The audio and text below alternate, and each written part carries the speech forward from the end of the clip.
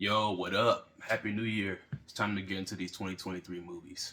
I want to give a quick shout out to some honorable mentions: Polite Society, Talk to Me, The Killer, The Creator, and Barbie. Yes, I am a heterosexual male who did not find Barbie offensive in any way. Now for the top 10 best movies of 2023. The story of a couple who lives in the snowy mountains with their 11-year-old son who's blind, and they don't seem to have a very healthy marriage. The husband ends up lying outside dead in the snow, and nobody can figure out why, including me and the audience. Mother basically has to end up going to court to prove that it wasn't a murder and that it was suicide because she was the only one there, and the son had went out for a walk, so there was really no witnesses or no one to actually see what happened. So with no evidence, the whole case pretty much rests on the shoulder of the son Daniel, who's my favorite character in the movie, as he learns more about his parents' history and their relationship and their issues, both in the relationship and individually. He basically has to decide what he believes makes the most sense, which, given everything that's happened, isn't easy at all. I enjoyed this movie a lot because it felt real. It felt like real life, and it felt like I was actually following a real case, like, and not watching a movie. But I'm just a spectator in the courtroom, and I have to make my own decisions on what seems to make sense to me, because nothing in the story is given to the audience. Is basically, we kind of have to figure it out ourselves. I was emotionally invested, the acting was on point, and I was very satisfied with the outcome. I laughed more watching this movie than any other movie in 2023. A wild, super funny adventure to Asia, but it was also a very heartwarming story with some sad moments. I wasn't expecting Baron Davis to be in this movie, but he was hilarious. Like, the fact that he was in the movie was hilarious, but he himself was also hilarious. There's very strong sexual content in this movie, but unlike many movies today that have a bunch of sexual scenes for no real reason, I actually didn't mind it at all. And honestly, a lot of the sex scenes were hilarious and it didn't seem pointless at all. It was kind of part of the story. So if you're not sensitive to that style of adult humor, then I think you'll enjoy this movie just as much as I did, because it's a lot to love about it.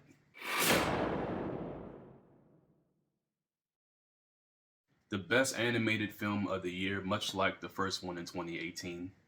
I find myself with these movies always trying to figure out what don't I like about them.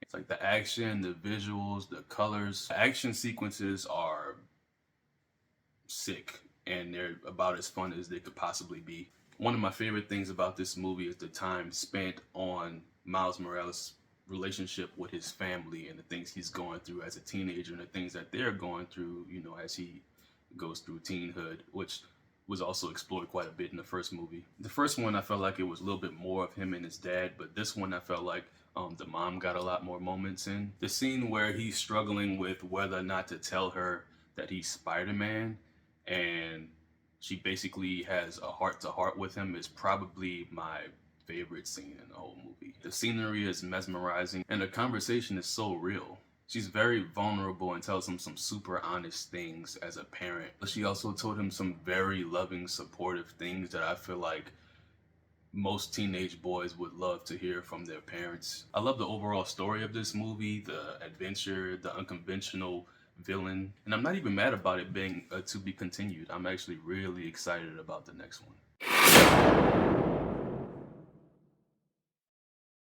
Brilliant movie.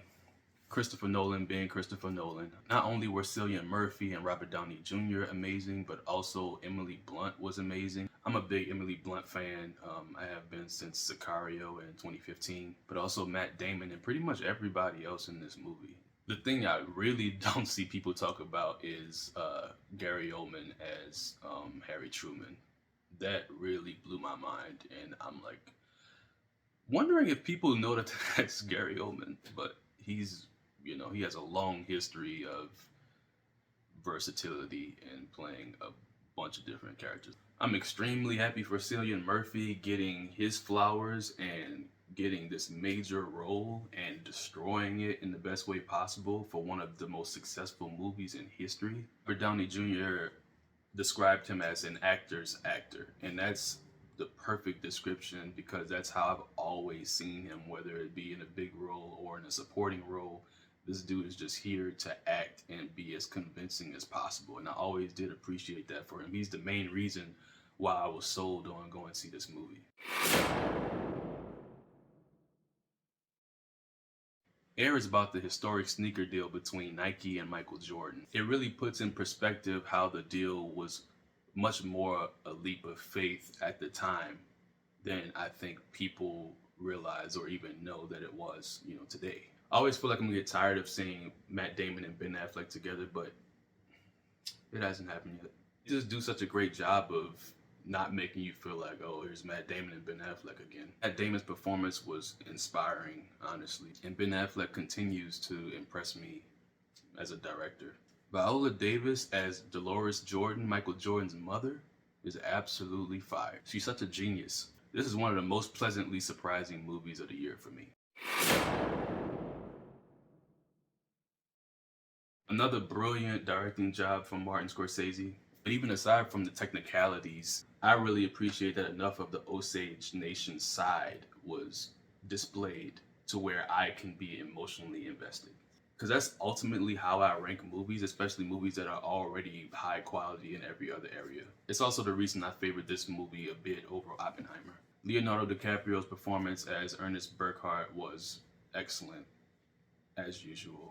It's been said that it's his greatest role yet. I wouldn't say all of that. Robert De Niro as William Hill was perfect. My favorite for sure was Molly of the Osage Tribe, performed by Lily Gladstone. From the moment she was introduced in the story, she owned every single scene that she was in. The movie was pretty long, but I didn't mind it. There were plenty of scenes that filled the space, and I feel like that's what makes the difference between a movie that's too long or a movie that, doesn't matter how long it is. The music by Robbie Robertson was really good.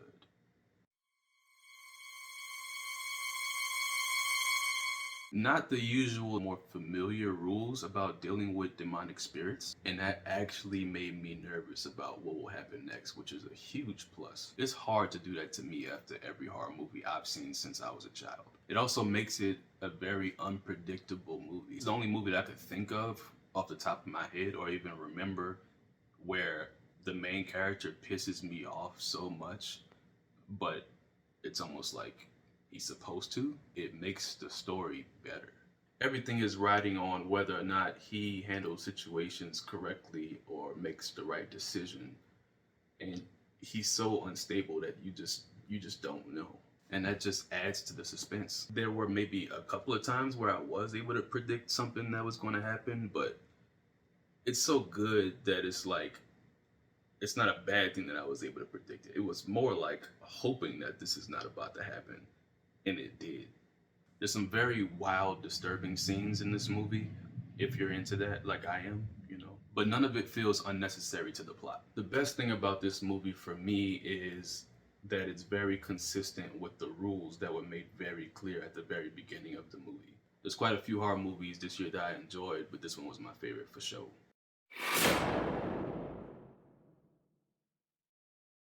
Maybe the best script of the year?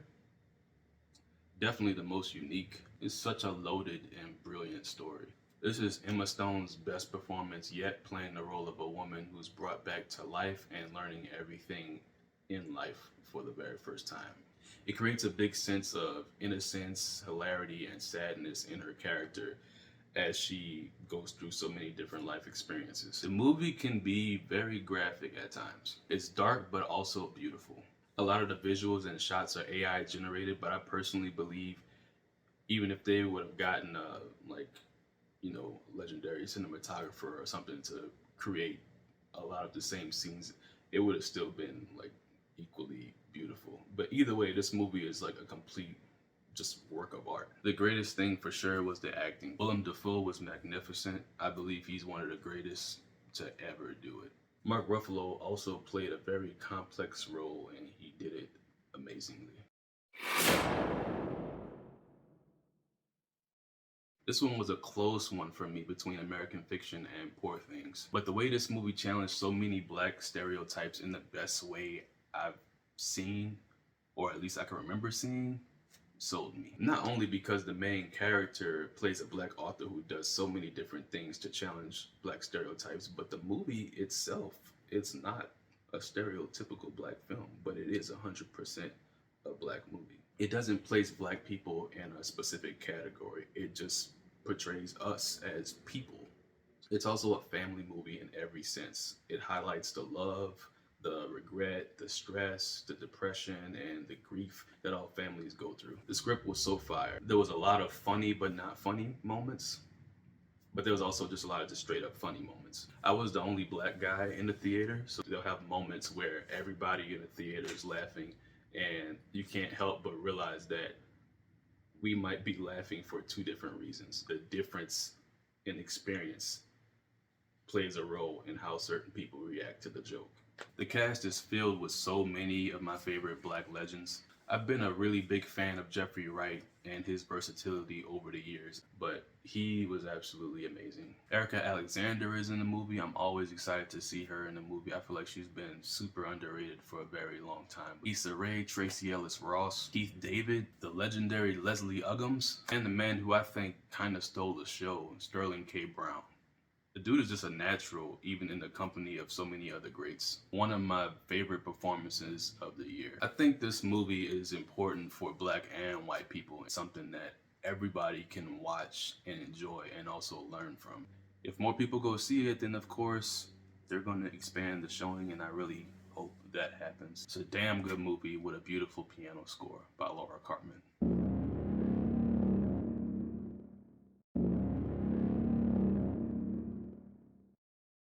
I'm very confident in calling this movie the best movie of the year. Not just the greatest Godzilla movie ever. I've been a really big Godzilla fan since I was a child, and I've seen however 30 many Godzilla movies there have ever been, thanks to my dad. And even though I've loved every single one of them, whether it be from Toho or Legendary, I've never considered a Godzilla movie to be an absolute masterpiece. I've never been more invested in a Godzilla story ever. I'm usually like most people. I just want to see Godzilla mess some stuff up and like destroy everything. I never cared what happened to the people. I never cared about what happened to even the main characters. Like I don't care. This movie masterfully celebrated the 70th anniversary of the character by the design being a close but more beastly like tribute to the original design by having the original theme music implemented in the score in the dopest way possible, and by taking it back to his original roots, just being a scary force of nature wreaking havoc on Japan. Except it's in the more immediate aftermath of the war instead of, a few years or so after the war, which is insane.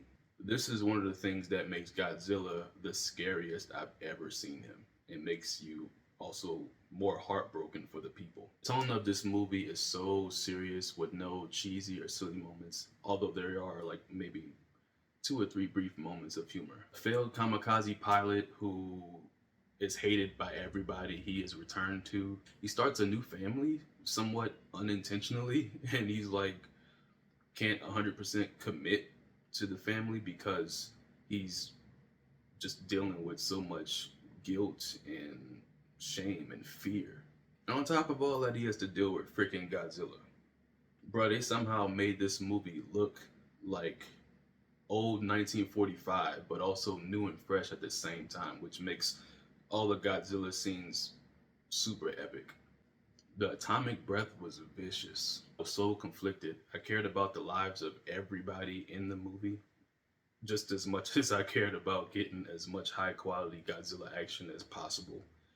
And the movie delivered in every way you could possibly imagine. There's so many different character perspectives that the audience could easily invest in. As a result, it feels like the stakes have never been higher. The final battle and the scenes that followed were so satisfying. I even cried during the last scene. Like, not boohoo, but like tears were definitely coming from my eyes. That was my list of best movies for 2023. Let me know what your favorites were, what you saw, what you think I should have had up there. If you enjoyed it, make sure you subscribe to my YouTube channel, or you like, or you follow me anywhere. And I'll see y'all next time. Peace.